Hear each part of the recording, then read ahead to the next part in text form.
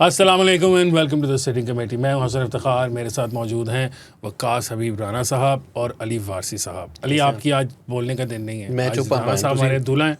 आप नाज़रीन, आप लोगों ने ऑब्वियसली सोशल मीडिया पे जो है जो राना साहब को फॉलो करते हैं सरबाला हूँ और जो खबरों को फॉलो करते हैं, शरबाले का तुमने क्या किया राना साहब के सारा? राना साहब दूल्हे भी खुद हैं, सरबाले भी खुद हैं। सरबाले नहीं क्या करना होता, उसको वैसे ही मामू कपड़े पहना खाना नहीं खिलवाना मैंने किसी को अपनी बारात का। यार बारात का खाना तो यार वो फ्री होता है। जब आप दूल्हे बने हैं तो आपने तो नहीं खिलाना होता ना, वो तो बेचारे दुल्हन वाले ने खिलाना होता है ना। हाँ, ज़्यादा लोग लेके जाओ। वो तो पंजाब हुकूमत खिलाएगी ना। आप लड़के जो वाले दुल्हन है, असल में आप तो लड़के वाले हैं ना।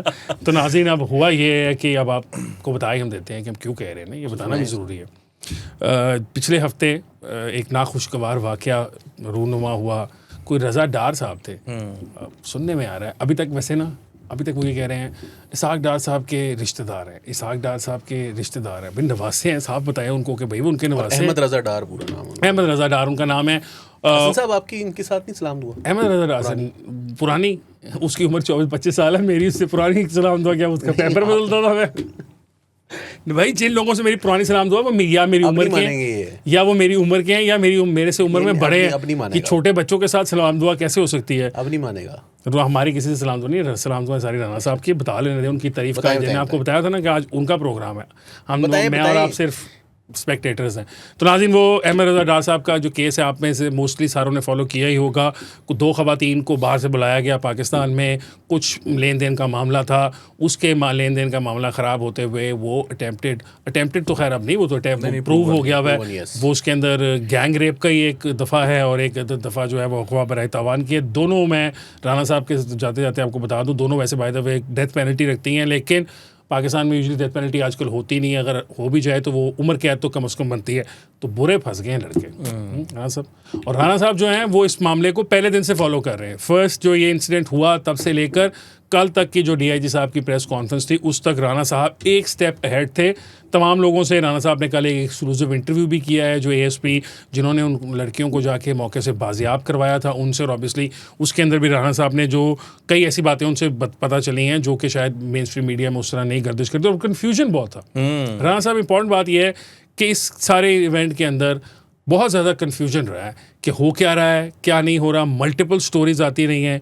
तो आपके ख्याल में सबसे पहले तो शुरू करते हैं, आप मुझे ज़रा बताएं और नाज़रीन को भी हमारे, कि आपके इल्म में बात कैसे आई, बात शुरू कैसे हुई सारी? सर वो दरअसल ये जब मामला सामने आया तो सबसे पहले डीआईजी ऑफिस ने एक एफआईआर शेयर की, और मुझे टूटी फूटी सी इंग्लिश वाली है वो उन्होंने शेयर की, और उसके साथ एक पूरी उनकी प्रेस रिलीज़ थी। उन्होंने बयान किया कि इस तरह एक वाक़या हुआ है, और उन्होंने उसको हाईलाइट भी किया। उनकी एक टीम है, उन्होंने हाईलाइट किया। अच्छा, वो मैंने उसको देखा, पढ़ा, मैंने कहा यार ये तो बड़ा काम ख़राब हो गया, ये तो बड़ा गलत काम हो गया। तो उसको फिर फॉलो करना शुरू किया। तो फिर वो डार साहब के नवासे का जिक्र होना शुरू हो गया। तो मैं जो है वो सुबह से ही लगा हुआ था डिफरेंट सोर्सेज से पता करने की, यार ये पकड़ा गया कि नहीं। यहाँ से काम शुरू हुआ है कि ये अहमद रज़ा पकड़ा गया है या नहीं पकड़ा गया। आई थॉट कहाँ पकड़ा जाएगा, और मैंने फ्रैंकली एक सीनियर ऑफिसर को टेक्स्ट मैसेज किया कि ये तो प्री अरेस्ट बेल ले लेगा। मुझे कोई जवाब नहीं आया। खैर वो फिर ज़रा तब खा गए। उन्होंने फिर कॉल की मुझे, उन्होंने कहा जी ये आप कैसी बातें कर रहे हैं, प्री अरेस्ट हमने बंदा पकड़ लिया। मैं कहा अच्छा बंदा पकड़ लिया। तो मैं कहा क्या, किस तरह पकड़ा है और क्या मामला हुआ है। तो वो फिर सारी डिटेल्स जो हैं वो अनरेवल शुरू होनी शुरू हुई। फिर मुझे उन्होंने कहा कि ये नवासे हैं इसहाक डार के। अच्छा, हम लोग जो हैं आदत से मजबूर हैं, कीड़ा है वेरिफिकेशन का। मैं बेटी ढूंढने लग पड़ा डार साहब की कि बेटी कौन है। वो बेटी ना मिली। तो मैंने कहा ये मुझे ना गलत इन्फॉर्मेशन दे रहे हैं, ये पोता होना है। तो पोते का पता किया तो वो हसनैन डार हैं, यानी हसनैन मुश्तबा डार, उनको ये मुश्तबा भी लगाते हैं लेकिन हसनैन डार उनका असल नाम है। तो और अली डार हैं बेटे। तो उनकी तो बेटों की उम्र ही इतनी नहीं है कि उनका अपना बेटा इतना बड़ा हो। तो मैं कहा यार ये कहाँ है मामला। तो खैर वो फिर रात तक जाकर मुख्तलिफ सोर्सेज से वो कंफर्म हो गया कि हाँ जी वो नवासा है, कोई बेटी है, उनका नाम आयशा है, उनकी बेटी का नाम। तो वो उनका ये बेटा है और उसने ये काम किया है। अब आई थिंक हम एंड से शुरू करते हैं कि ये मामला पहुंचा कहाँ हुआ था। सर ये एक बड़ा अजीब ना एक मामला है कि ये हुकूमत और दोनों हुकूमतें, इनकी जो पॉपुलैरिटी है ना वो बहुत लो है। लोग इनकी किसी बात पे यकीन करना नहीं चाहते। और हम जैसे लोग जो इन परसूट ऑफ ट्रूथ होते हैं कि जी हम कोई सच निकाल लें, कोई कहानी निकाल लें, असली बात क्या है उस तक पहुँचे, आदत से मजबूर होते हैं, ट्रेंड हैं कि जी यही करना है, उनके लिए बड़ी मुश्किल हो जाता है। वो जब सच पे पहुंचते हैं तो वो लगता है कि यार इन्होंने तो अच्छा काम किया है। तो जब हम कहते हैं कि हाँ जी इसमें अच्छा काम हुआ है, तो वो लोग आ जाते हैं, ले अच्छा काम कहाँ से हुआ है। अब वो एक प्रोपेगेंडा वीडियो चलाई गई, टाउट कहते हैं आपको। हाँ वो कहते हैं कि आप लिखे हुए हैं, आप इसके हैं उसके हैं। लाहौरी जर्नलिस्ट, लाहौरी सहाफ़ी आ गए हैं बचाने के लिए। अब आपको पता है कि टेलीकॉम बिल पे, ट्विटर वही वाली पड़ी हुई जो मैंने पढ़ी हुई है, टेलीकॉम बिल पे हमने क्या किया है, ऐसी तैसी फेरी है गवर्नमेंट की। तो मतलब we don't shy away from criticising the government where it's due, but where it's due कि उनकी तारीफ की जाए तो I mean it doesn't make sense कि आप ना करें। खैर अब एक वो वीडियो चलाई गई कि जी गाड़ी का एक्सीडेंट हुआ, वहाँ से वो पुलिस को कॉल की, पुलिस को तो पता ही नहीं था कि लड़कियां हैं, वहाँ से कॉल गई तो वो मामला चला, तो वहाँ से वो रिकवर हुई हैं, ये पुलिस का तो कहानी कोई नहीं है।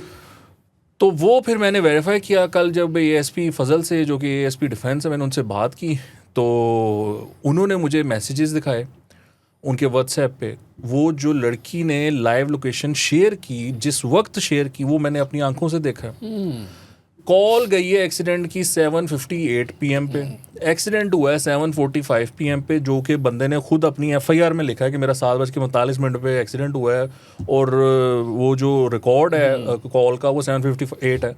अब वो जो बात हो रही है स्टेफनी से, वो हो रही है 7:15 से ऑनवर्ड्स। उसने लोकेशन शेयर की, वो 7:34 पे एक्सपायर हो गई लाइव लोकेशन, उसने फिर दोबारा लाइव लोकेशन भेजी। So I have seen it from my own eyes.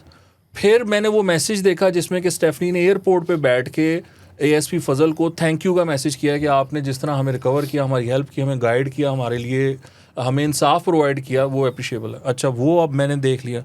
अब बंदा वो सब कुछ देखने के बाद, यानी कि वो ये सिलसिला था कि इन लोगों ने घर पे जब रेडी की, ये पहुंच गए डिफेंस वाले घर पे, तो तब तक वो वहाँ से भाग चुके थे। मुखबरी हो गई, मुखबरी हुई नहीं, वो मानते हैं, वो खुद कहते हैं कि मुखबरी का ये मामला था कि इन्होंने नंबर लिया है डार फैमिली से उस लड़के का, इनके पास तो नंबर नहीं ना था।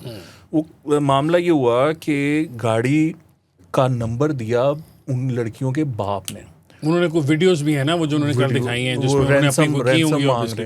नहीं वो रैंसम की वीडियोस हैं, वो रैंसम मांगने की वीडियोस हैं, रैंसम मांगने की वीडियोस हैं। ओके, वो जो खवातीन बैठी हैं तो उनके से उन्होंने जो अपनी वीडियो सेंड की, हाँ वो वीडियो सेंड की हुई है।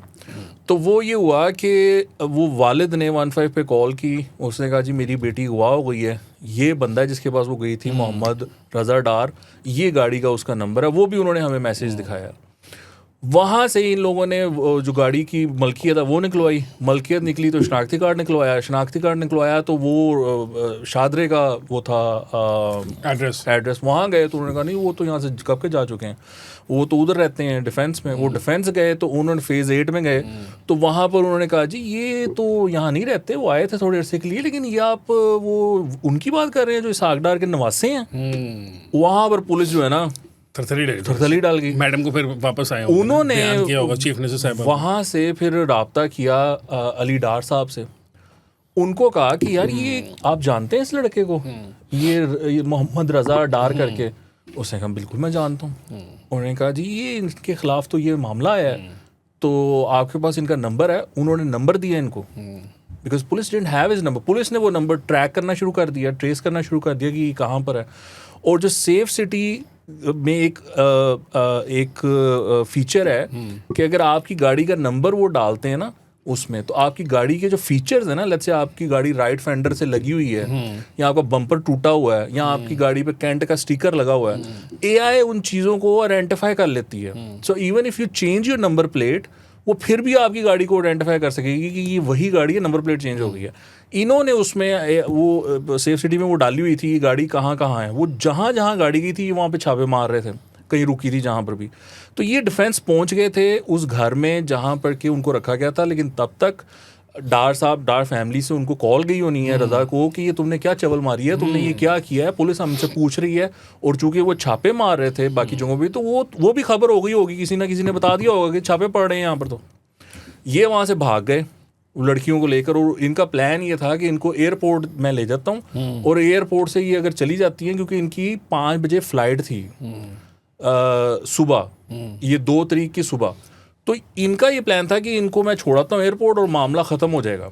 वो रास्ते में जो ये जब डिफेंस वाले घर में पहुंचे हैं, नहीं गाड़ी बाद में लगी, डिफेंस वाले घर में पहुंचे हैं, वहाँ पे रेड की कुछ नहीं हुआ। उसी टाइम कार्लोस जो है, वालिद जो है लड़की का, उसने कॉल किया, उसने कहा मेरा उसके साथ राब्ता हुआ है, वो इस टाइम एयरपोर्ट जा रहे हैं। और उसने फिर उनको कॉन्फ्रेंस में लिया विद एएसपी फजल। कॉन्फ्रेंस में जब लिया तो स्टेफनी ने फिर अपनी लाइव लोकेशन उसके साथ शेयर कर दी एएसपी के साथ। एएसपी उनको उस तरफ बढ़ रहा था जहाँ पर वो थे, उतनी देर में उनका एक्सीडेंट हो गया। तो उसने एएसपी ने उनको कहा कि आप किसी सेफ लोकेशन पे ना रुकें, किसी दुकान पे कोई देखें रेस्टोरेंट वगैरह, वहाँ पे आप रुकें, मैं आ रहा हूँ। ये लोग फिर वहाँ पर पहुँचे और इन्होंने उसको रिकवर किया। सो ये कहना गलत बात है कि पुलिस को पता ही नहीं था, पुलिस कुछ कर ही नहीं रही थी। फैक्चुअल बात ये है कि शादरा टाउन का जो SHO है खुरम, उसको भी इन्वॉल्व किया गया, because that guy is an expert in tracing and tracking, और वो डिफेंस में रह भी चुका है। तो इन्होंने वहाँ से वो लड़कियों को फिर रिकवर किया। वो लड़कियां कह रही थी कि हमने आपके साथ जाना ही नहीं है, हमने जाना है एयरपोर्ट, हमें आप एयरपोर्ट लेके जाएं। इन्होंने कहा कि ये पॉसिबल नहीं है हम आपको एयरपोर्ट लेके जाएं, अभी ये पूरा एक मामला होगा, लीगल प्रोसेस, आप हमारे साथ चलें। इन्होंने उनको समझाया प्यार से, वो करके तो वो लेकर आए इनको। दे वर कन्विंस्ड ना कि ये अहमद रजा डार के इन्फ्लुएंस पे होगी। ऑब्वियसली वो कहा ना उसने, अहमद रजा, मतलब वन ऑफ द स्टोरीज में उनके जो बयान है उनमें उन्होंने बताया है ना कि उन्होंने बताया कि मैं मेरे जो वालिद साहब हैं या नाना हैं या जो भी हैं, बड़े पॉलिटिकल बैकग्राउंड नवाज शरीफ के साथ, नवाज शरीफ साहब साबिक़ वज़ीर-ए-आज़म की तस्वीर भी दिखाई गई, तो ऑब्वियसली वो किया था।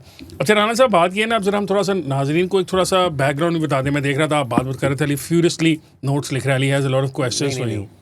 ऐसा नहीं है, वो मैं देख रहा था वैसे। Ali has a lot of questions for you, लेकिन before he gets in those, मेरे पास भी थोड़े से सवाल आते हैं। वो ये हैं कि ये जो ख़वातीन दो थीं, ये किसी कारोबारी मकसद के साथ, ये अहमद रजा डार साहब जो इनके साथ वो थी। अगर मैं एक थोड़ी सी अपनी सपोजिशन जो मुझे अभी तक समझ आई है सारी कहानी, वो आपको बयान करता हूँ, फिर अगर मैं गलत हूँ तो बता दीजिएगा।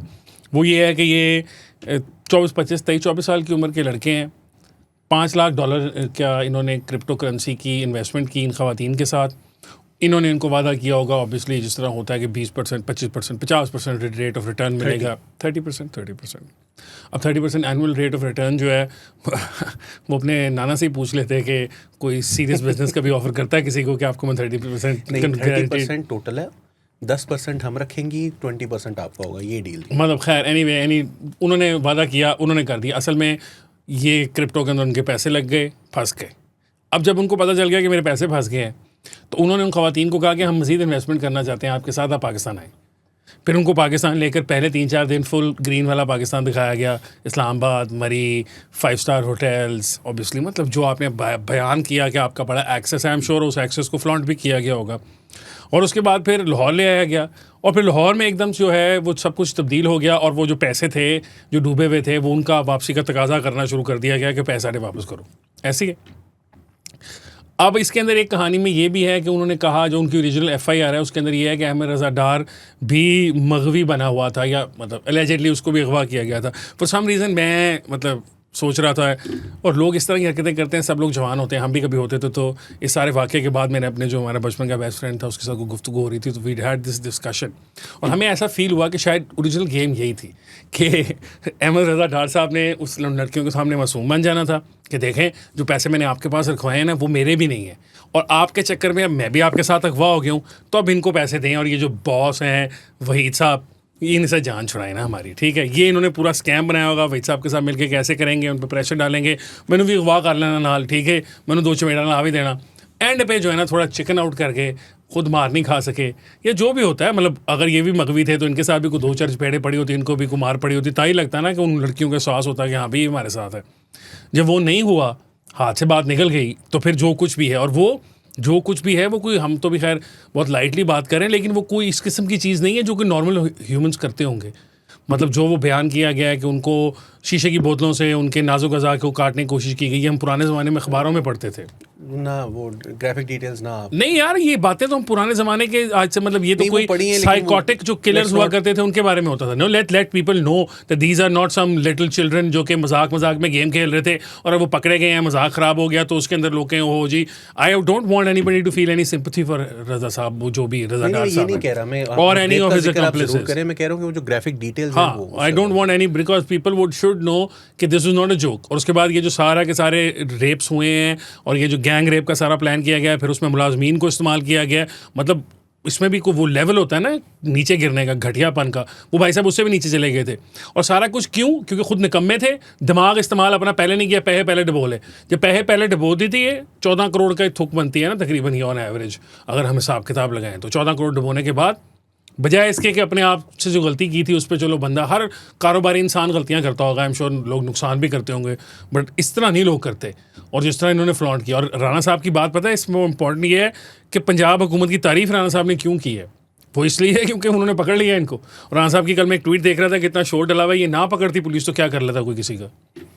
पाकिस्तान में ऐसा होता है, घर बैठे ये सोच रहे होंगे कि जितना क्रिटिसिज्म हम पे हो रहा है तो ये अपना लोंडा सी और 104 के बयान, जिस तरह उन्होंने जज को उठा के जबरदस्ती उससे, और फिर एसएचओ भी मुअत्तल कराया अपना, फड्डा हुआ उसे, ठीक है, उसके बाद फड्डा किया उसे 104 का बयान कराने के लिए, ठीक है, और सुबह जाके कराया और पूरे डिटेल से कराया, और एक एक घंटे के सवा घंटे के दोनों के बयान है। उसके बाद तो ये जो अहमद रजा डार साहब हैं, ये बड़ा मुश्किल होगा इनके लिए इस केस से बाहर निकलना, इतना आसान नहीं होगा, चाहे इनका दादा नाना जो मर्जी हो। सिचुएशन ये थी उस वक्त कि जब रात को इनकी 5 बजे फ्लाइट थी, तो सुबह 5 बजे, तो इन्होंने उनको कहा कि आप इस तरह नहीं जा सकते, हमने आपका जो है वो ये मेडिकल भी करवाना है और हमने आपके बयान भी दिलवाने हैं, तो आप मेहरबानी करें। तो यहाँ पर एक अफवाह फैलाई गई कि जी एम्बेसी का प्रेशर था, इस वजह से एफआईआर करानी पड़ी।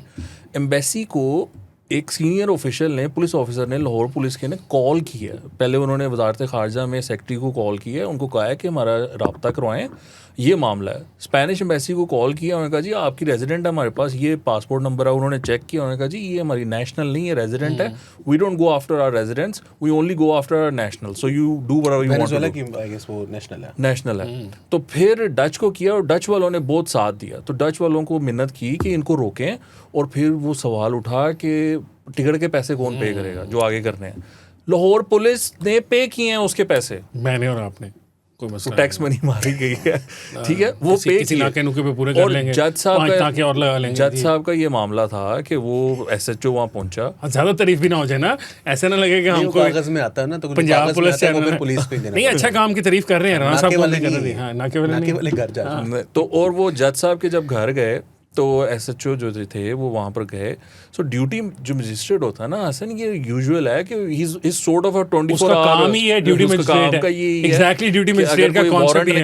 हां मैं आपसे एग्री करता हूं। इमरजेंसी वहाँ पर गलती उससे ये हुई कि वो परेशान हो गया कि यार ये क्यों नहीं उठा रहे, क्यों नहीं, मैं दरवाजा खड़का रहा हूँ, बेल दे रहा हूँ, ये आ क्यों नहीं रहे। ऐसा नहीं हुआ, लेकिन आप बताएं, वो जो था ना दरवाजा, उसने वो जो है ना वो खोला है और वो बस अंदर हुआ है और उधर से जज साहब। ऐसा मैं बताऊं थोड़ा सा, हुआ ये है कि डीआईजी साहब ने फ़ोन किया होगा ऑब्वियसली ड्यूटी मजिस्ट्रेट साहब के लिए, या उन्होंने खुद ही किया होगा, उन्होंने कहा होगा कि उनको फ़ोन करें, उनसे रब्ता करें, रब्ता नहीं हुआ, उन्होंने एसएचओ को कहा होगा यार ड्यूटी मजिस्ट्रेट से रब्ता नहीं हो रहा, आप जाए ज़रा देखें।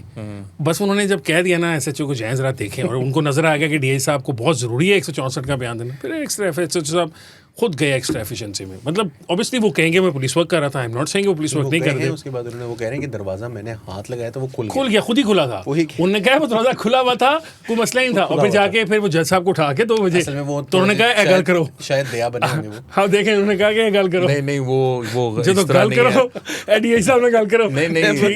नहीं ऐसे नहीं हुआ। उन्होंने उनको कहा है कि सर मैं इस वजह से हाजिर हुआ हूँ कि ये मामला है, वो लड़की हैं, उनका रेप हुआ है, तो उनके बयान 164 कराने, उनकी 5 बजे की वो है। उन्होंने कहा वो छोड़ो, तुम ये वेपन लगाया हुआ है, तुमने 2 बंदे साथ रखे हुए हैं, तुम्हारी जुर्रत कैसे हुई तुम अंदर एंटर हो। उसने कहा सर मैं बेल दे रहा था, दौरा खड़का रहा था, वो आपसे रब्ता नहीं हो रहा था। वो मसला ये था कि अस्करी से ना अभी शिफ्ट हुए थे इधर 2-3 दिन पहले, तो वो एक होता है ना, एक वो ऑपरेटर होता है या बंदा होता है, गार्ड होता है, वो कोई नहीं था और इनका वो सामान भी बिखरा हुआ था वहाँ पर। तो वो जो उसके बाद उन्होंने कहा सर ये आप बात कर लें डीआईजी साहब से, मैं खुद नहीं आया, मुझे भेजा गया है, ये मामला। अच्छा, सुबह 10 बजे ये लोग वो लड़कियों को लेके पहुंच गए कोर्ट।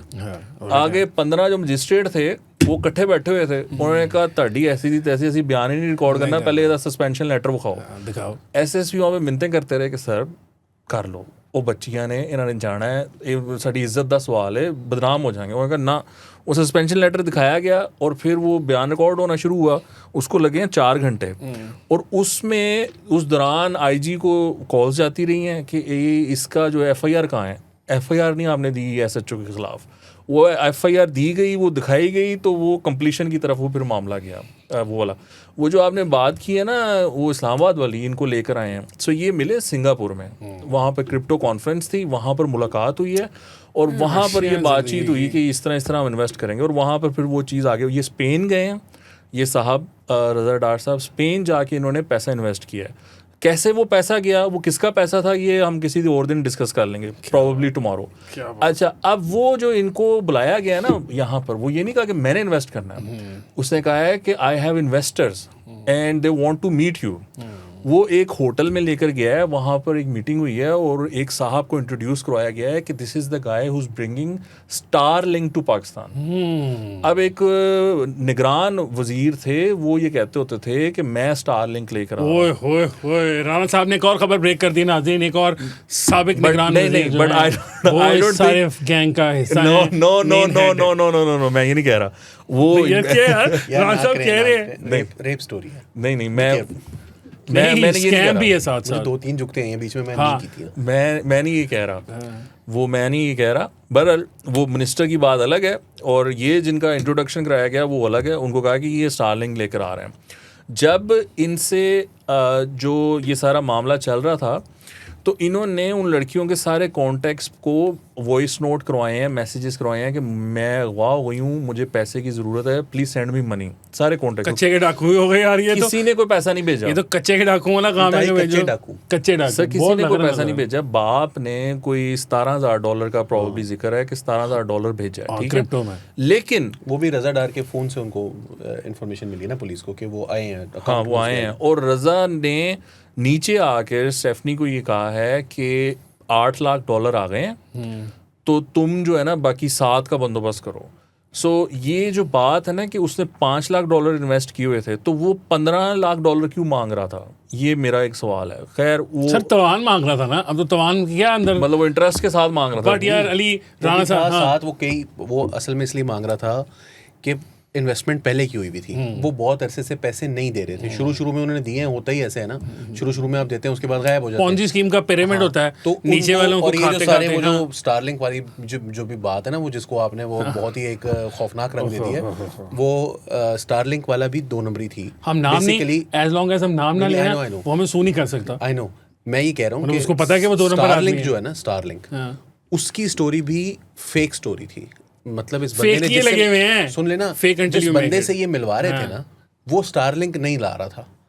जो इन्वेस्टर्स ये कह रहे थे कि और इन्वेस्टमेंट, वो भी नहीं थे।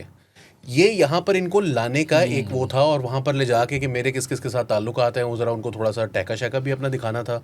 और फिर इनको होप ये थी कि यार इतना बड़ा मामला नहीं बनेगा, हम इनसे पैसे ले लेंगे, और या कम से कम बड़ी तादाद जो है ना, वो बड़ी मिकदार जो है, वो एक बड़ी अमाउंट जो है वो हम इनसे निकलवा लेंगे, अपनी रिकवर करवा लेंगे, और उसके बाद जाने देंगे।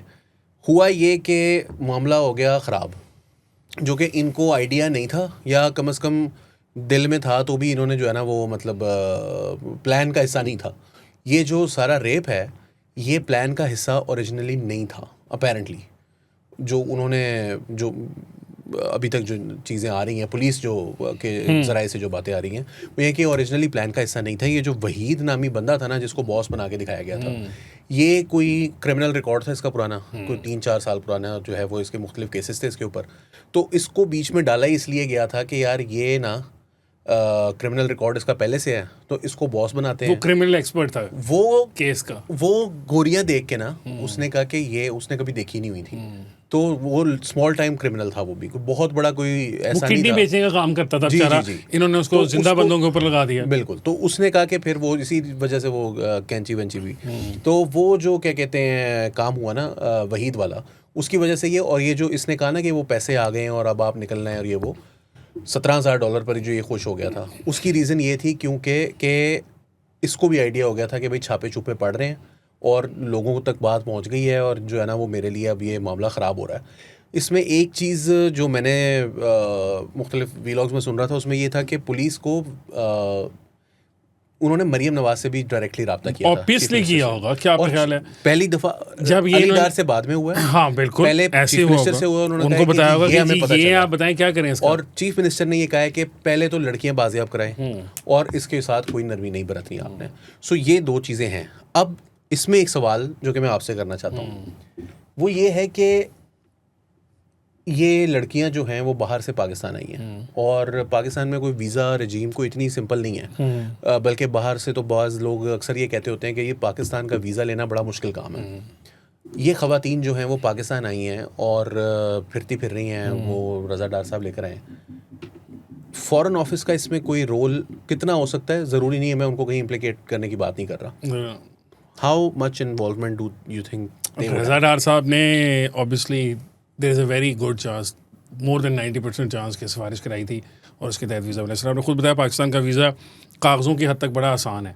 कागज़ों की हद तक तो कई मुल्कों के लिए वीज़ा फ्री एंट्रियों की कहानियाँ भी हैं, लेकिन होता ऐसा नहीं है। वो एप्लीकेशन है और बड़ा पुराना आर्किक किस्म का जिस तरह का निज़ाम है, वो बहुत सारी चीज़ें मांगते हैं, बहुत सारे सवालात होते हैं, फिर 4-5 जगह के ऊपर वो उसको किया जाता है। मेरा अपना एक्सपीरियंस मैं आपको यूजुअली बताता भी होता हूँ। मेरा एक दोस्त है, वो वैसे एक्चुअली सहाफ़ी भी है, तो उसको पाकिस्तान लाने के लिए और वो जब करते हैं, वो अप्लाई करता है या कुछ होता है, उसका जब लटक जाता है केस, फिर हम उसको फॉलोअप ढूंढते हैं कि कहाँ फंस गया।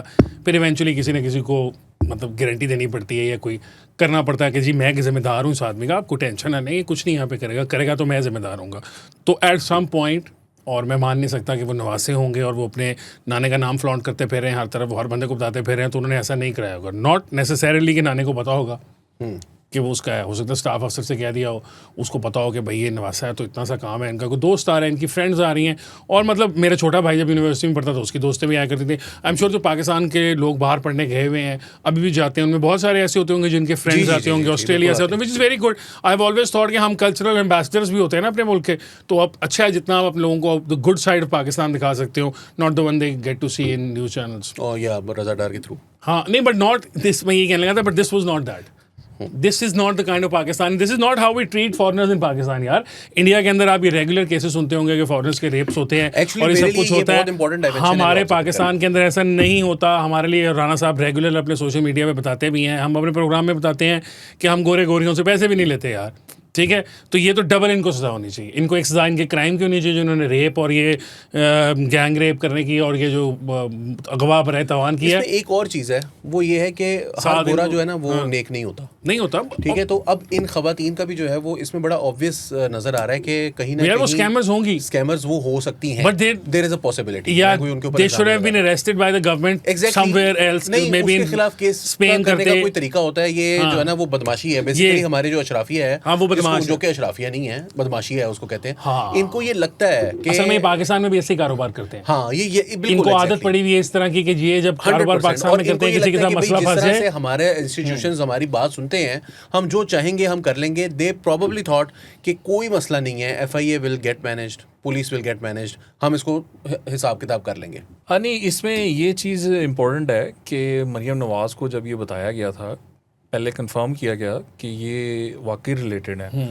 और जो मैं बता रहा हूँ ना कि नवासे की मुझे रात को कंफर्मेशन हुई, वो फिर किसी ने मुझे कहा कि भाई हमने फैमिली ट्री वेरीफाई किया है, आप नहीं ऑब्वियसली बात है। सीएम साहिबा के सामने जब सीएम साहिबा का मुझे बताया, सीनियर ऑफिशियल ने ये बताया कि उन्होंने मरियम नवाज़ को जब बताया कि ये रिलेटिव हैं, ये नवासे हैं इसाक डार साहब के और ये मामला है, तो उन्होंने कहा it doesn't matter who he belongs to, which family he belongs to, you take action on merit. और जो लॉ करता है, और ये जो आपने कहा है ना अभी जो बात की है बदनामी की, ये उस वक्त इन लोगों को ये कहा गया था कि इसमें बहुत ज़्यादा मुल्क की बदनामी होगी, इस वजह से कोई कॉम्प्रोमाइज़ नहीं करना है। और ये देखिए जो सबसे बड़ा सबूत है ना ये परफॉर्मेंस का, वो ये है कि ये जो मेडिकल करवाया गया वो भी हमें दिखाया गया कि अराइवल किस टाइम का था और मेडिकल किस टाइम हुआ, रात के टाइम वो उस टाइम जबकि वो SHO जज साहब के पास गया हुआ था, ये लोग हॉस्पिटल गए हुए थे और वहाँ पर उनका मेडिकल का वो सिलसिला चल रहा था।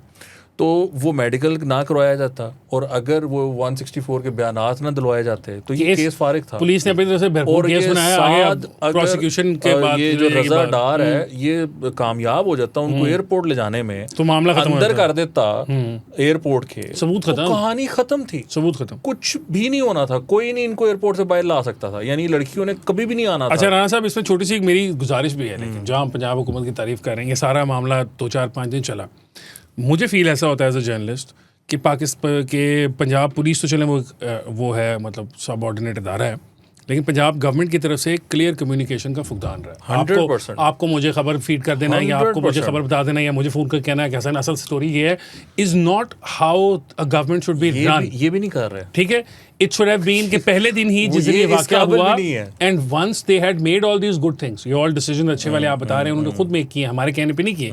चले हम ये कहते हैं कि मीडिया की स्पॉटलाइट के लिए किए सब कुछ, कम से कम उनको आके एक्सप्लेन तो करें लोगों को। ये जो एक्सप्लेनेशन का फुकदान रहा पंजाब गवर्नमेंट की तरफ से आने वाला, जो उनका मौक़िफ़ था और ये जो अच्छा काम उन्होंने किया उसका मौक़िफ़ था, इसका फुकदान रहा, उसकी वजह से बहुत ज़्यादा कन्फ्यूजन क्रिएट होती है। और इसका सबसे बड़ा जो मिसाल है ना, वो अगर आपको याद हो कि पंजाब कॉलेज का जो वाकया आया था, जो कि वाकया नहीं हुआ था, नॉन इवेंट जो था, जिसका अच्छा खासा वो प्रोटेस्ट पिछले साल बहुत बड़ा, तो उस टाइम पर बहुत बड़ा फ़र्क पड़ा था, जिस वक्त जो पंजाब में पुलिस ने और फिर उसके बाद खुद चीफ मिनिस्टर साहिबा ने जो है वो आके प्रेस कॉन्फ्रेंसेस की थी, उसकी वजह से एक इम्पैक्ट होता है, बहुत सारे लोगों को वो चीज़ नज़र आती है कि ये भी साइड ऑफ स्टोरी है, तो you need to come up with your side of the story. बहरहाल उनका वो अपना मसला है। असल हसन जो एक और भी तो मसला है ना, वो ये है कि ये जो सारा वाकया है, लोग कह रहे हैं कि जी ये ना मोहसिन नकवी साहब ने निकलवा दिया। अब आप बैकड्रॉप की बात कर रहे हैं, हमारा अगला टॉपिक नाज़रीन, हम पहले वाले पे नहीं है, हम तैयारी करके हम सोचें कि राणा साहब चूंकि आज दूल्हे थे तो हम राणा साहब वाले टॉपिक पे पूरा प्रोग्राम चला देंगे, ऐसी बात ही हम आगे चल पड़े। तो वो जरा बताएं, हम कह रहे हैं कि मोहसिन नकवी साहब जो है ना, उन्होंने क्या कहते हैं ये सारी स्टोरी निकलवाई है क्योंकि मरियम नवाज को और क्या कहते हैं शहबाज साहब को टाइट करना है, और जो मोहसिन नकवी साहब ने नौकरी लेनी किसकी है, हुकूमत में तब्दीली मैं ये पूछ रहा हूँ मोहसिन नकवी साहब की पहले बताओ कि उनकी नज़र किस पे है, मरियम नवाज पे की सीट पे, सऊदी अरब में, या शहबाज शरीफ की सीट पे? वो सऊदी अरब में जाके वो करवा रहे हैं, अब क्रिकेट का स्टेडियम बना रहे हैं, ठीक है ना, तो उनकी तो जो शाखें हैं वो जगह जगह ग्लोबल लग रहा है, वो ओआईसी के चेयरमैन ना लग जाए। हाँ लग सकते हैं, चौथा होता है एक साइड का। वैसे मैं आपको एक मजेदार खबर बताऊं, अनवार काकड़ साहब जो है ना, वो वजीर आजम थे पाकिस्तान के और ये मिनिस्टर चीफ मिनिस्टर थे। तो अनवार काकड़ साहब जब ख़त्म हुआ, उनकी प्राइम मिनिस्टरशिप ख़त्म हुई थी, तो उस वक्त उनका भी ये मानना था कि उनको ओआईसी का चेयरमैन होना चाहिए। किनको? अनवार काकड़ साहब को? अनवार काकड़ साहब को कि ये एक बड़ी ल्यूक्रेटिव पोजीशन है, वो चाहते हैं कि इसका हमें ना कोई कश्मीर कमेटी है, ये कश्मीर कमेटी है, नहीं इसकी आपके लिंक्स बनते हैं। मैं वही कह रहा हूँ कि पाकिस्तान में जिस तरह की कश्मीर कमेटी है उस तरह ओआईसी इंटरनेशनल लेवल पे कश्मीर कमेटी। अगर काकड़ साहब को ये नजर आ रहा है तो वो हो सकता है कि नकवी साहब को भी नजर आ रहा हो। अब तो उनका जगह पे देखिए, उन्होंने ईरान की जंग रुकवाई है, खुद वो नकवी हैं, साथ सऊदी अरब में वो क्रिकेट का स्टेडियम बना रहे हैं। क्या बात, मैच ही ना कहीं करा दें, ईरान वर्सेस इराक। बिल्कुल, दुबई से हटाना तो है ना मैच। हाँ, दुबई से जाएगा, किसी और जगह लेके जाना है, लेकिन जो दुबई सारा कुछ ऑफर करता है वो सऊदी अरब ऑफर किया करेगा? नहीं करेगा। सिंध सिटी है दुबई, पता है ना, ये मिडिल ईस्ट के सिंध सिटीज में से खाली मैच देखने तो नहीं लोग जाते हैं यार, लोग दुबई शौक के लिए जाते हैं, पाकिस्तान का तो मैच ही देखने जाते हैं। अच्छा, अब हसन सिलसिला ये चल रहा है कि कॉन्स्पिरेसी थ्योरीज जो हैं वो इतना बाजार गर्म है, ऐसे बाजार गर्म है कि मैं तो परेशान हो गया हूँ। आज तो सहाफ़ियों ने लिख के देना शुरू कर दिया, उन्होंने कहा मैं लिख के देता हूँ ये हुकूमत जाने वाली है, आप देख लें, लिख रहा हूँ, हो रहे हैं छोटे लेवल से शुरू हो रहे हैं, जो नाम तो अभी कॉरेस्पॉन्डेंट, सीनियर कॉरेस्पॉन्डेंट, इस तरह के नाम वाले आहिस्ता आहिस्ता एंकर पे जा रहे हैं। और सुहेल भाई साहब तो काफ़ी देर से कर रहे हैं। सुहेल साहब से मेरी बड़ी लंबी गुफ्तगू हुई है, साहब से जो है वो मैं इसलिए उसको सीरियस नहीं ले रहा क्योंकि वो तो 2023 सुहेल साहब से मेरी बड़ी लंबी गुफ्तगू हुई है पिछले दिनों में। आपको पता है हम पूड़ी पे बैठे हुए हैं तो हमारे पास लोग आते हैं, तो ऑब्वियसली पूड़ी के बाद फिर इधर उधर की गुफ्तगू भी होती है, दुनियादारी की बातें भी होती हैं। तो मैंने सुहेल साहब से बड़ी लंबी गुफ्तगू की है। मैं आपको ये बता रहा हूँ कि सुहेल साहब जो बात कह रहे हैं और जो बाकी सारे बातें कह रहे हैं, ज़रूरी नहीं है कि वो 100% सच हो, या ज़रूरी नहीं है कि उनके अंदर 100% एक्चुअलाइजेशन का चांस हो। बड़ी तुसी खबर देती है। खबर ये है कि ज़रूरी नहीं है वो ठीक हो, ज़रूरी नहीं है वो गलत हो। नहीं, लेकिन ये है कि वो जितना मैंने और तुमने अपने लास्ट प्रोग्राम में भी डिस्कस किया था, क्योंकि हुकूमत मरीम नवाज साहिबा की जारी है, उसकी कंटिन्यूटी है ना, कि अब एक हफ्ता हो गया उस वाक़े की डिस्कशन और हमारी उसके बाद, तो ये ज़रूर है कि there is something going on. क्या है वो? मैं आपको बता देता हूँ।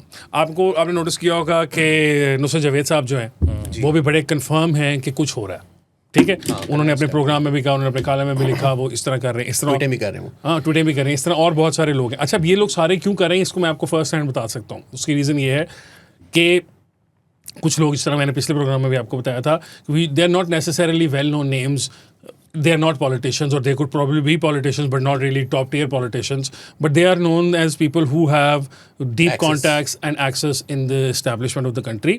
जब establishment ने कोई आज से नहीं, आज से 30 साल पहले से 35 साल 40 साल पुरानी हरकतें हैं ये, कि जब उन्होंने कुछ छेड़खानी करनी होती है कहीं पे, तो सबसे पहले जो सिस्टम की मशीनरी मूव करती है, which is why Nusrat Javed साहब बड़े पक्के हैं, which is why I am telling you this, कि ओल्ड स्कूल जर्नलिस्टों को नज़र आ रहा होता है या लोग उनके पास गुफ्तगूएं करने के लिए आ जाते हैं। वो लोग जो कि शैडोज़ में थे, वो लोग जो पिछले 10 साल से शायद उनको नहीं मिलने आए होंगे, वो कॉल करके उनको आ रहे हैं कि आपके पास टाइम है, मैं आपसे मिलने आना चाहता हूँ। फिर वो आते हैं, फिर वो गुफ्तगू करते हैं। वो जो गुफ्तगू उस कमरे में होती है, उसके बाद नुसरत साहब या और उस जो उनकी जनरेशन के वो लोग हैं, वो बिल्कुल ठीक सोचेंगे अगर वो ये सोच रहे हैं कि कुछ होने वाला है। क्यों? और मैं आपको बता रहा हूँ कि वो डिस्कशन शुरू हो गई हुई हैं, वो लोगों की मूवमेंट्स हो रही हैं, लोगों के मेल मिलाप चल रहे हैं। फिर आप उसको अगर जोड़ते जाएँ, अगर आपने थ्योरी बनानी है ना कंस्पिरेसी की, तो आप उसको जोड़ते जाएँ। मलिक अहमद खान साहब versus the chief minister of Punjab का जो टसल चलता रहा, जिसके बाद फिर एक तस्वीर भी आई है चीफ मिनिस्टर हाउस से, जिसमें उन दोनों की आपस में खड़े होकर है कि भाई हमारी गुफ्तगू डिसाइड हो गई है, तय हो गया है, वो भी उसके अंदर है। फिर रावलपिंडी का अभी हम प्रोग्राम शुरू होने से पहले केस डिस्कस कर रहे थे, that is a very big part in that, क्योंकि जो शायद साहब की वहाँ से छुट्टी की गई है, वो क्या कहते होते थे, आपको पता है, मुझे भी पता है, अली को भी पता है कि उनके बारे में क्या मशहूर था कि वो किसके आदमी है। ठीक है, वहाँ से भी चेंज हुई, वो भी हुआ।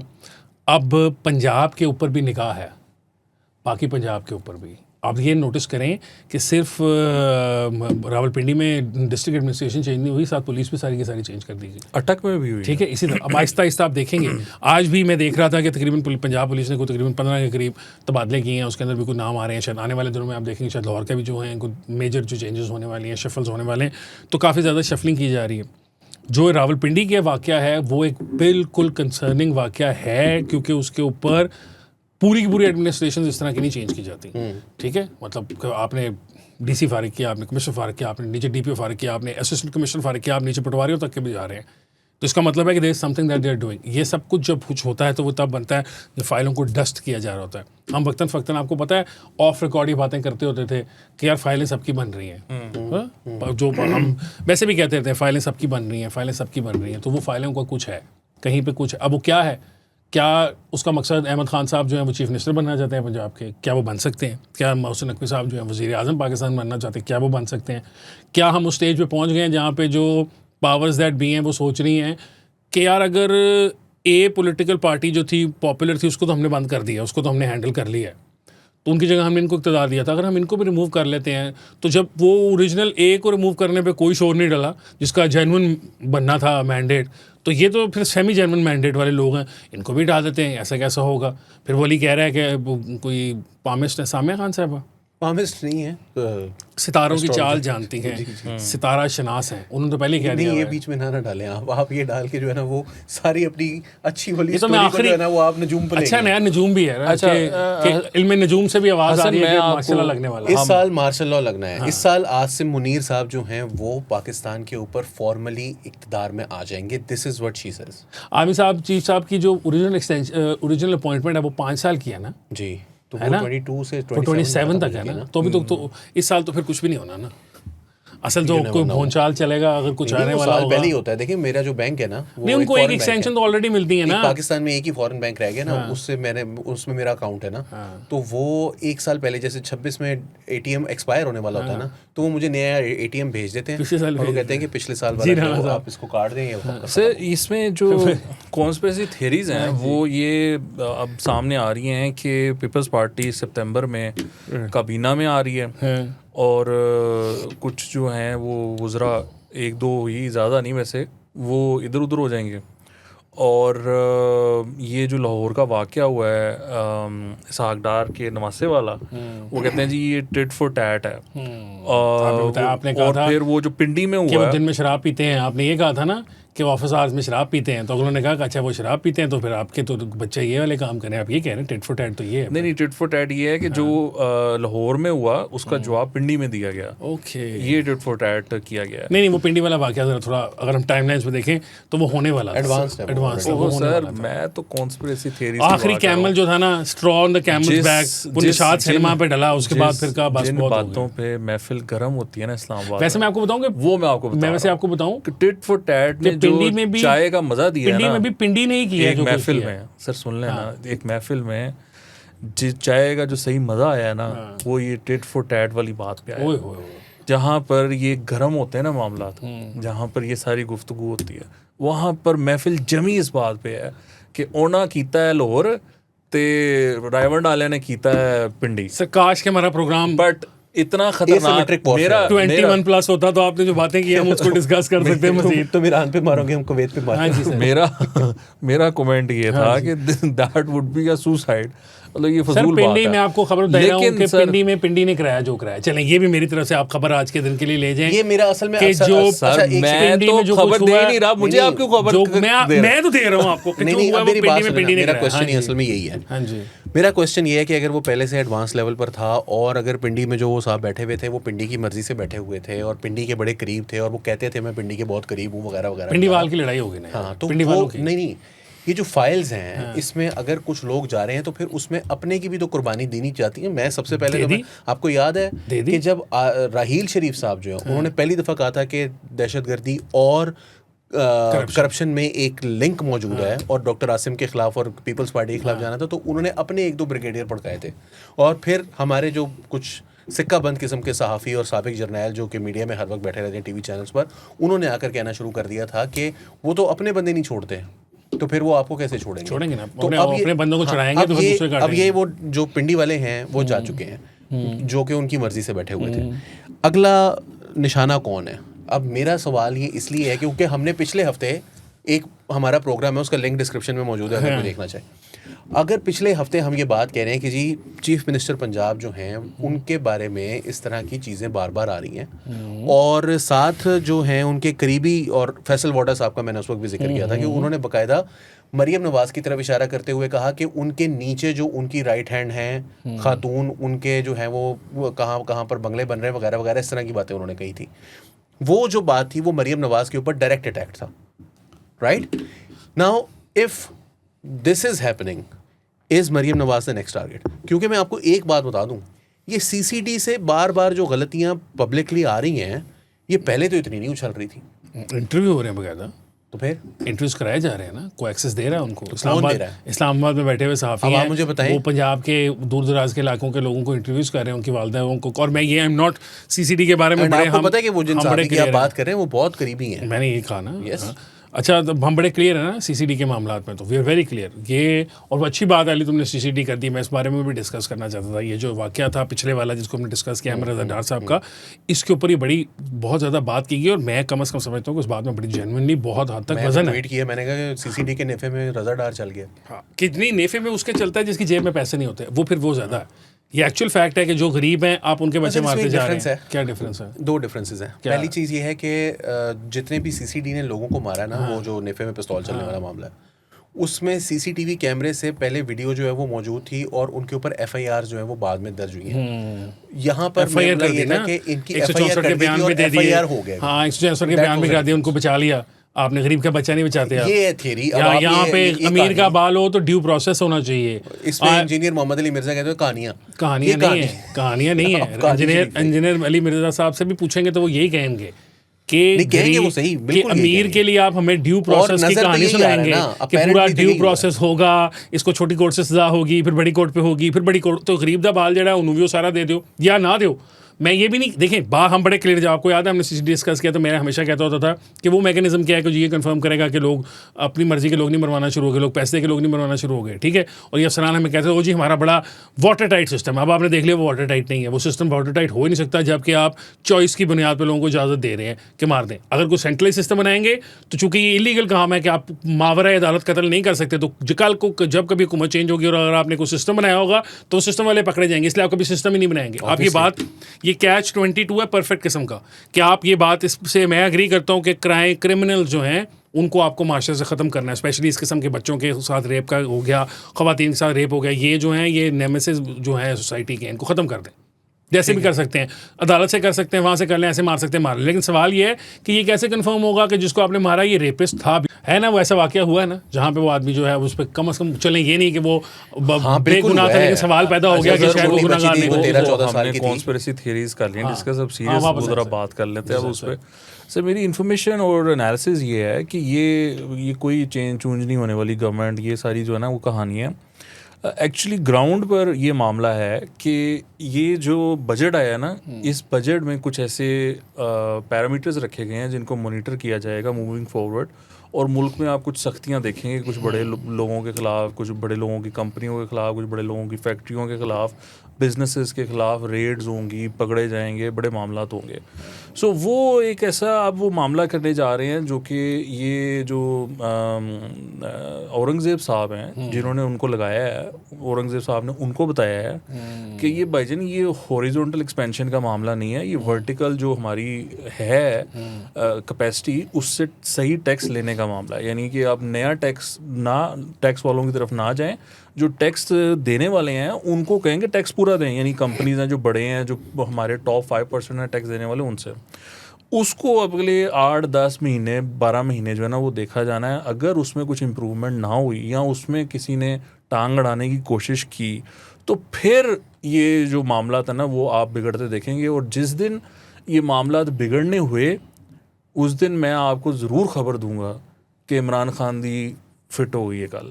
ये उसके बगैर ये पॉसिबल नहीं है। ये जितनी अभी तक बातें चल रही हैं ना, ये जो लोग कर रहे हैं, सुहेल वड़ायत साहब और ये सारे जो मामलात हैं, ये आउटडेटेड है। ये जिनकी बुनियाद पे ये बातें कर रहे हैं ना वो लोग भी आउटडेटेड है। इस टाइम जो माइंडसेट है या जो लोग बैठे हुए हैं, जो एस्टेब्लिशमेंट है, उनका जो थॉट प्रोसेस जो है ना वो वाला नहीं रहा जो वो पहले वाला थॉट प्रोसेस था, वो अब थोड़ा सा डिफरेंट हो गया हुआ है। इसमें ये जो चेंजेस है ना, मतलब कि अगर आपने कोई मिनिस्टर चेंज करना है, थोड़ी सी टांग खींचनी है तो थोड़ा सा खींचना है तो उसके लिए इस तरह की फ्लोट कर दी जाए, उस हद तक ये मामला बिल्कुल पॉसिबल है।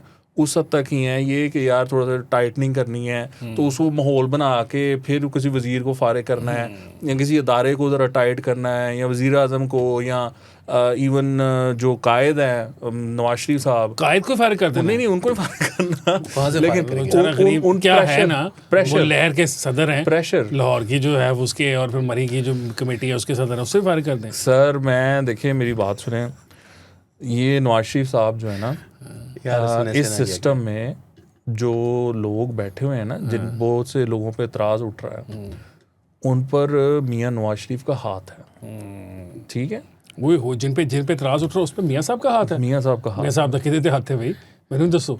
तो जिन लोगों के खिलाफ नाम होने चाहिए, कोई इशारा दे जाए, नाम तय चले। सर जिनका वो आया है कि जी को फ्लैट ले लिया बाहर, मियां साहब का हाथ तो नहीं है उन पे। नहीं यार ऐसे तो ना करें। उनके बारे में तो और भी बातें हैं जो अगर हम उनकी बातों को पीछे तक लेके जाएं तो उन पे तो फिर भाइयों का अपना हाथ नजर आ रहा है मुझे। नहीं हाँ आप अजीब बात कर रहे हैं। अब वो तो इल्ज़ाम था एक ज़माने में कि वो भाइयों के लिए काम करते हैं। नहीं वो हाँ वो जो वो वाला वो जी हाँ, तो आप कह रहे हैं मीटिंग में वो वाला नहीं।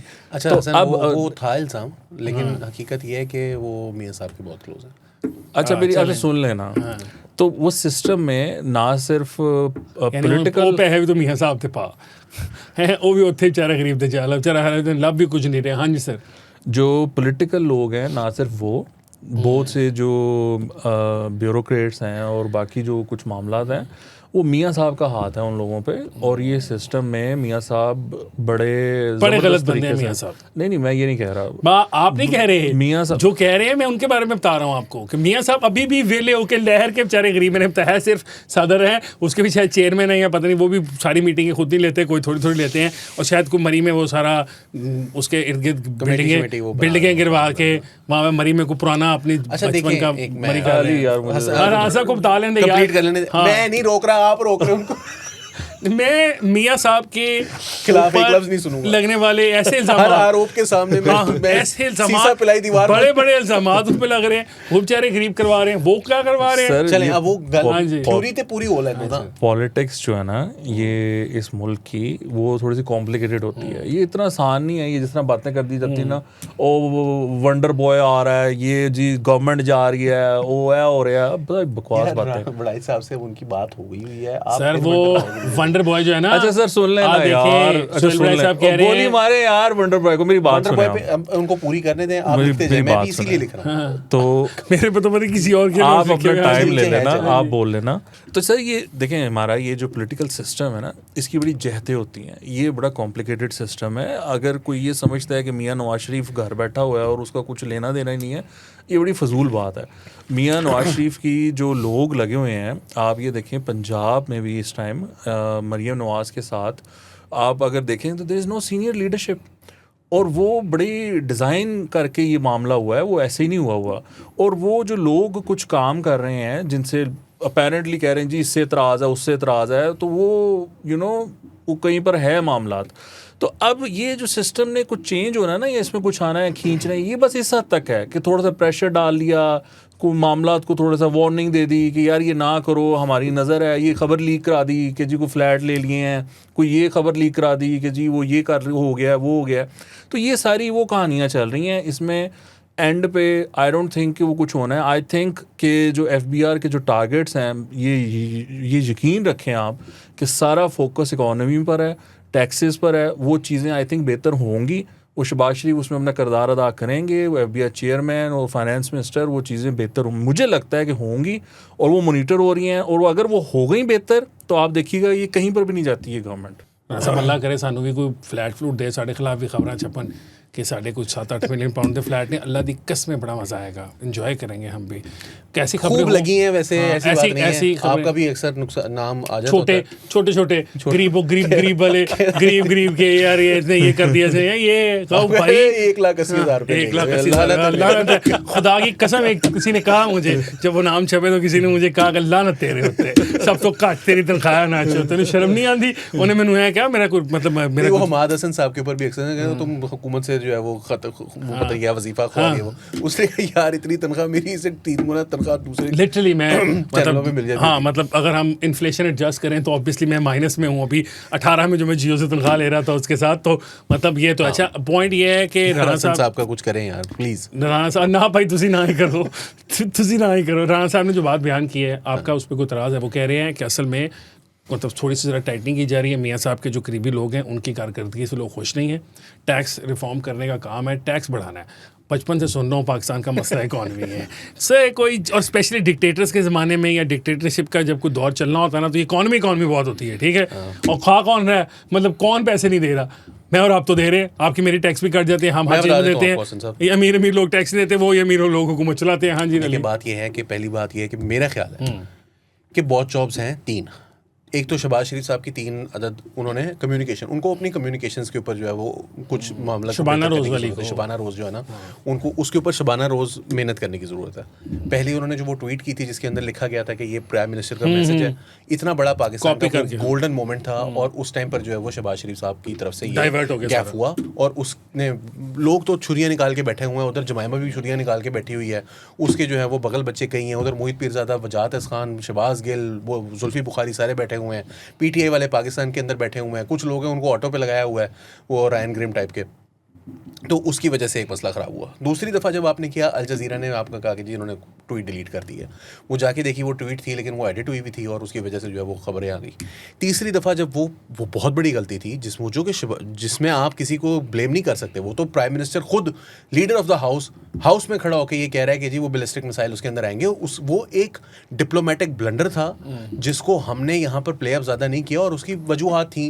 प्ले अप लोगों ने क्यों नहीं किया, सहाफ़ियों ने भी नहीं किया, रियासत ने भी नहीं किया, लोगों ने ज़्यादा नहीं, क्योंकि हम उस वक्त जो है वो ईरान को होस्ट करने जा रहे थे, अगले दिन उनके सदर जो है वो पाकिस्तान आ रहे थे, वहाँ से तस्नीम से जो कि उनकी बेसिकली उनकी सरकारी एजेंसी जैसे इधर ABP वगैरह हैं, तो उन्होंने वहाँ पर ये खबर जारी हो गई, उन्होंने कहा कि जी यहाँ तक लिख दिया कि जी हमारे IRGC वो जो क्या कहते हैं नेगोशिएटर्स हैं उनसे हमारी अंदर बात हुई है और उन्होंने ये कहा है कि पाकिस्तान का कोई रोल नहीं है, असल में तो बात ही सारी कतर की है। सो बेसिकली ये ब्लंडर था। और फिर शहबाज शरीफ साहब ने आके उनके साथ बात करके उन्होंने कहा बैलिस्टिक मिसाइल ये तो बड़ी ज़्यादती होगी अगर ईरान से जो है वो ले लिए जाएँ। सो ये उसको फिर आपने उसको कवर करने की कोशिश की, वहाँ से भी ट्वीटें डिलीट हो गई वो सब कुछ, लेकिन अगेन ये ब्लंडर था। दूसरा ब्लंडर जो है वो है आपका जो ये टावर वाला इंसिडेंट है ना, PTA का जो नया कानून आ रहा था कि जी जहाँ मेरा दिल करेगा मैं खंबा लगा दूंगा जाके और कोई मुझे रोक नहीं सकता, और 15 दिन के अंदर अंदर तुमने जवाब ना दिया तो फिर तू नहीं, ये मैं नहीं, ठीक है, बल्कि तू नहीं। तो वो जो आप कानून लेकर आए वो बहुत जॉब है, वो इस हवाले से बहुत जॉब है कि आप बेशक उसमें कुछ मामलात हैं जो कि राणा साहब ने उस दिन डिस्कस भी किए थे कि जी ये पॉइंट्स हैं जिसकी वजह से ये कानून ठीक हो सकता था, लेकिन वो कोई पब्लिक में आके उस बारे में बात ही नहीं कर रहा। एंड जब एक काम ख़राब हो जाता है उसके बाद आप आगे कहते हैं नहीं जी इसका ये मतलब नहीं था, और फिर जो मिनिस्टर साहब हैं वो आके शाहजेब खानजादा के प्रोग्राम में कह रही है हाँ ये गलती तो हुई है हमारे से। So this is the kind of blunders that you make. तीसरी जो ये गुंडा राज वाला कानून पंजाब असेंबली के अंदर आया है और उसके ऊपर ठीक ठाक लेदे हुई है, आपने देखा है सोशल मीडिया के ऊपर भी, टीवी के ऊपर भी, और किसी ने उसके अंदर जो लोग हैं जो होल्ड देयर पंचेस, क्योंकि ये गवर्नमेंट है या उनके जो है वो उनके कोई भाई जो है वो MPA हैं या कोई रिश्तेदार जो है वो कहीं से MNA खड़ा हुआ है, वो उनके साथ ताल्लुकात बहुत अच्छे ताल्लुकात हैं, उन्होंने भी कहा कि यार ये इन्होंने क्यों किया है, क्यों कर रहे हैं, क्योंकि पिंडी से उनको जो है वो कहा गया कि यार कोई मसला नहीं है, आप हाथ रोकने की कोई ज़रूरत नहीं है, ये गलत है, गलत है।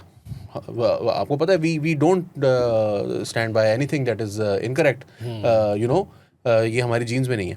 तो ये जो क्या कहते हैं ब्लंडर्स हैं इसकी वजह से प्रॉब्लम है। फाइनली अल्लाह का वास्ता है यार, ये मेरे से FBR और ये टैक्स रिफॉर्म वाली बात जो है ना, वो मेरा दिल जो है ना वो एकदम से, मतलब मैं कुछ क्या कहूँ कि मुझे कुछ होने लग जाता है, खोलने लग जाता है, पता नहीं है नहीं यार। मेरी बात सुनिए हसन साहब, हाँ जी, फेडरल बोर्ड ऑफ रेवेन्यू पहले सेंट्रल था, यानी उससे भी ज़्यादा शर्मनाक नाम था उसका, सेंट्रल बोर्ड ऑफ रेवेन्यू था वो, अब वो फेडरल बोर्ड ऑफ रेवेन्यू हो गया है। टैक्सेशन होती है local.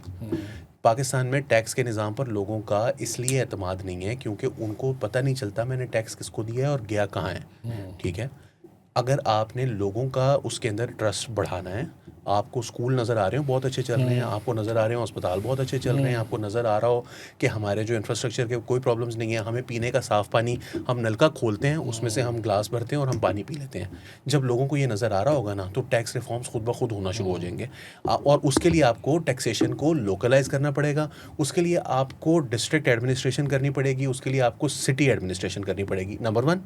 Number 2, federal board of revenue को अगर आज आप बंद कर दें तो पाकिस्तान के हक में ज़्यादा बेहतर है, बजाय इसके कि फेडरल बोर्ड ऑफ रेवेन्यू को आप रिफॉर्म करने की कोशिश करें।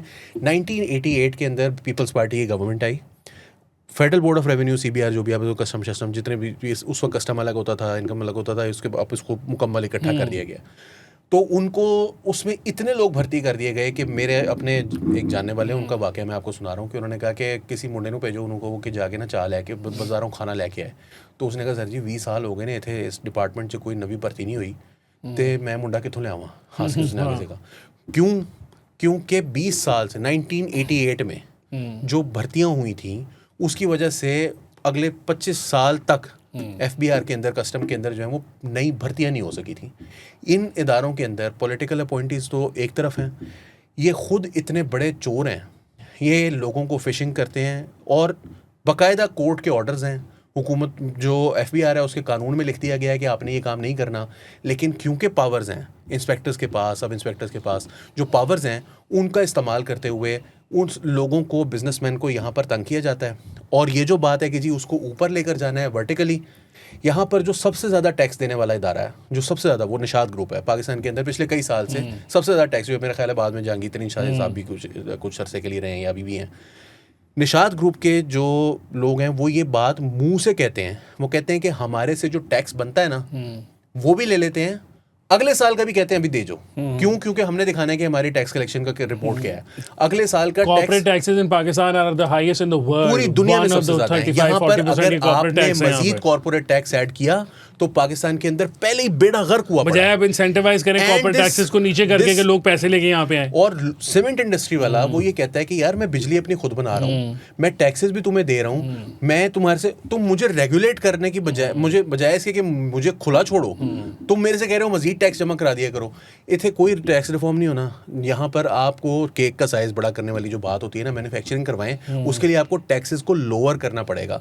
And as long as you are working with IMF, as long as आपके ब्यूरोक्रेट्स जो हैं वो अपनी गाड़ियाँ खरीदने में उनकी जो है वो ज़्यादा दिलचस्पी हो, एज लॉन्ग एज आपके पॉलिटिशियंस जो हैं वो सिर्फ चाहते हो कि जी किसी तरीके से मुझे थोड़े से पैसे आ जाएं डेवलपमेंट फंड के नाम पर और मैं कोई पैसे वैसे यहाँ पर खर्च कर लूँ जिससे मैं अगली दफ़ा MP MNA बन जाऊँ, बीच में कोई पैसे कमा लूँ, मेरी कैंपेन चल जाए।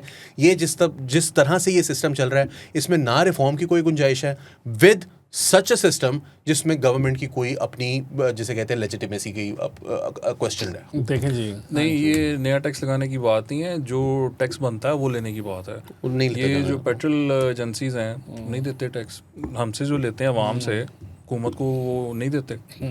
इस तरह के इश्यूज हैं। अच्छा भाई, राणा साहब ने क्या नया टैक्स देना, तुमने FBR के खिलाफ बातें की, हम लंगड़ियाल साहब से माजूद करते हैं सर, ये बच्चा नया है, इसको नहीं पता बात का। आप ठीक कह रहे हैं, जो कर रहे हैं ठीक है ना। वो लंगड़ियाल साहब साफ़ी भी हो गए हैं अब, उन्होंने 4-5 6 कॉलम भी लिखे हैं, लोगों ने तारीफ़ें भी बहुत की हैं कि आज वापडा के चेयरमैन ने भी कॉलम लिखा।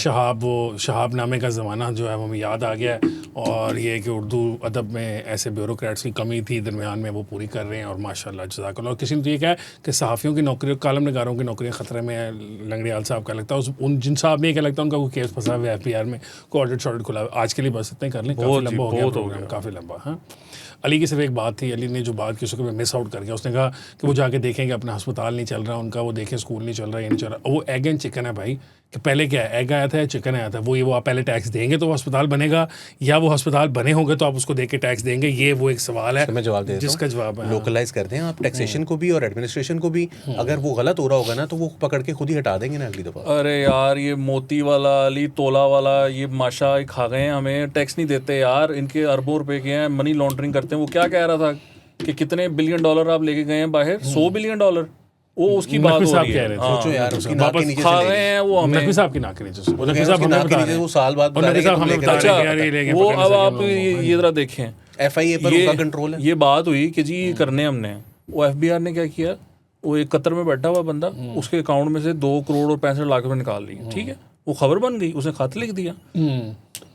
निकालने थे मगरमच्छों के, उसके निकाल, उस सबको खबर हो गई, उन सब ने पैसा निकाल लिया अकाउंट्स में। चलें, ये तो खैर राना साहब, ये तो खैर अजीब बात है। वो मैं बहुत सारे, जब आपने ये वाली बात की कतर वाले भाई, उसके बाद बहुत सारे लोग और हैं, उन्होंने आगे बताया कि हम अमेरिका में रहते हैं, हमारे अकाउंट से पैसे निकाल लिए गए, हो गया वो गया। पाकिस्तानी 2 नंबर बहुत ज़्यादा है, टैक्स चोरी करते हैं। जो सारे अमेरिका बरतानिया में जो लोग बैठे हैं, इन्होंने कभी नहीं डिक्लेयर किया ना वहाँ पे कि इनके पाकिस्तानी अकाउंटों में इतने रुपए पड़े हैं। समझे, इनको तो वहाँ भी पकड़वाना चाहिए। पैसा निकालना था, पकड़ना था बड़े मगरमच्छों छोटे, उनको खबर कर दी गई, और ये इतनी बड़ी खबर बनी कि उस अब कौन रखेगा, मुझे बताएं। जो टैक्स चोरी करता है वो अकाउंट रखेगा? पहले तो रखे हुए थे बैंक में पैसे, बैंक अकाउंट में जी पैसे ना रखें, वरना FBR वाले क्या कह रहे हैं आप? ये नहीं हमने किया ना, क्या हो गया? आपने यही बताया, आपने कहा कि मगरमच्छ ने निकाल लिए, तो गरीब आदमी हम तो नहीं कह रहे वो रखे अकाउंट में, टैक्स में अल्लाह का फजल है, इतने है ही नहीं कि डरो। हाँ, ये किसी ने कहा अकाउंट बंद हो जाए फिर क्या होगा, उन्हें काट लो। आज के 15-16 पे है, 15-16 हज़ार बता रहा है, लाख नहीं। आप परेशान न होइएगा, हमारी इतनी वैल्यूज़ नहीं। आज के लिए इतना ही। मुझे हसन इफ्तिखार को, वकास हबीब राना साहब को जो कि आज के दूल्हा भी थे,